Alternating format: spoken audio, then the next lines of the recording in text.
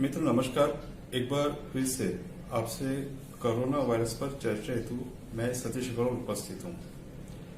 आज जब इस विषाणु की और इससे होने वाली बीमारी की इतनी ज्यादा दुविधा लोगों के मन में कंफ्यूजन है, तो एक बहुत बड़ा सवाल ये उठता है कि इसके लक्षण क्या होते हैं, क्योंकि बहुत सारे लोगों का ऐसा कहने के लक्षण तो कुछ दिखाई नहीं देते हैं। तो यहाँ एक बात मैं स्पष्ट करना चाहूंगा कि कोई भी जंतु जब हमारे शरीर में प्रवेश करता है तो प्रवेश करने के बाद जब तक उसमें कोई लक्षण दिखाई देते हैं, सिम्टम्स दिखाई देते हैं, उस बीच के पीरियड को इंक्यूबेशन पीरियड कहते हैं।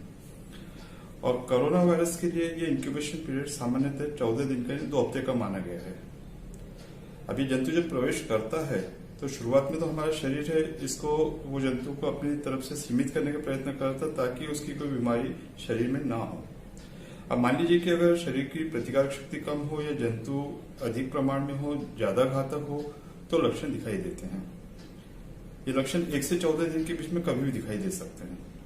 तो सामान्यतः शुरुआत में जो बाधित व्यक्ति होता है, जो संक्रमित व्यक्ति होता है, उसके अंदर में हल्का बुखार होता है, थकान लगती है और सूखी खांसी होती है। कुछ एक लोगों को नाक में जलन होती है, नाक बहती है या गले में खराश खरखर होती है। कुछ लोगों को पेट में दुखता है, उल्टी हो सकती है, पातर शौच हो सकती है। जब ये अवस्था ज्यादा बढ़ जाती है, तीव्रता स्थिति में, तो उस समय में उसको सांस लेने में तकलीफ होती है और फिर निमोनिया जैसे लक्षण दिखाई देने लगते हैं। और अगर बहुत ज्यादा हो तो उसके बाद में उसका ब्लड प्रेशर कम हो जाता है, दिमागी संतुलन उसका बिगड़ जाता है, कुछ उल्टा सीधा बोलने लगता है और इसे हम मल्टी ऑर्गन फेलियर कहते हैं। शरीर के लगभग हर हिस्से पर उसका असर हुआ है, लेकिन तब तक के बाद बहुत आगे बढ़ चुकी होती है।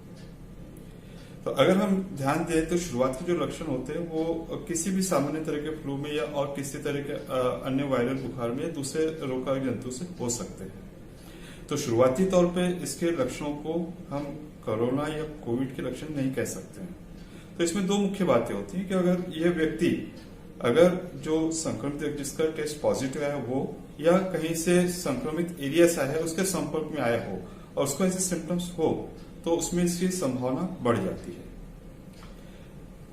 तो फिर इस समय में हमारा कर्तव्य क्या होता है कि हमारा कर्तव्य होता है कि अगर इस तरह किसी तरह के लक्षण दिखे या उसमें अगर हमें और वृद्धि दिखाई देती है, तीव्रता दिखाई देती है, तुरंत अपने चिकित्सक से संपर्क करें।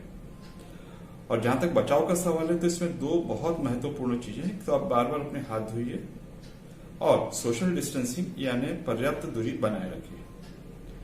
मित्रों, इस विषय पर और इससे संबंधित विषयों पर आपसे चर्चा होगी। आपको इस विषय में अगर कोई जिज्ञासा हो, कोई प्रश्न हो तो आप स्क्रीन पर दिखाए नंबर पर हमसे संपर्क कर सकते हैं।